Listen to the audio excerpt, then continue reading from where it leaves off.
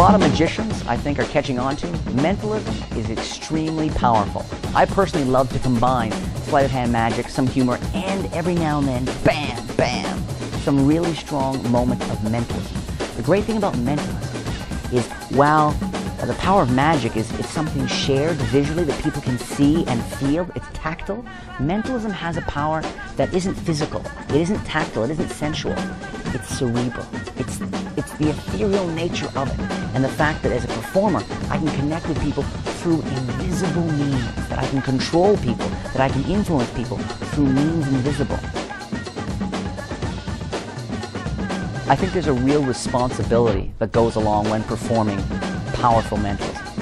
When you do magic, people will either get on the bus or not, and they're apt to say, oh, it's just a trick, there's that out. With mentalism, people are asked, and if you're a strong enough performer and the effects are strong enough, not only are they asked, but they respond to the request to invest of themselves personally in a way they seldom do with magic. Mentalism opens a whole other door of exchange with people. And I think because of that, the mentalist, the intimate mentalist performer, I think there's a real responsibility there. It's the kind of thing that when I perform a mentalist effect for someone and I reach the climax and I look them in the eyes, I can see that this is something that's going to stick with them for the rest of their lives. I'm going to try my best to psychically force you to touch the odd card. One of them is different than all the others. You can see that. But I'm going to force you to touch it nonetheless. However, what's key is that you resist me. Resist me. Go ahead. Try to see if you can touch one other card other than the odd card.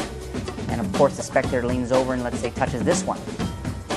I go, you sure that's the one? Are you positive? You don't want to change your mind. That's the one you want. I say, okay. I told you.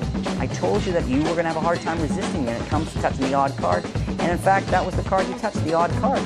You may not believe me, but of course it's the only one with a blue back. Mentalism has a way of getting under people's skin in a way that very few close-up tricks can. Mentalism also, people are more willing to get in on the bus of the mentalism than the magician. People think magician, oh, they think kids, they think magic trick for kids. You say you're going to try to read their mind or predict a future event.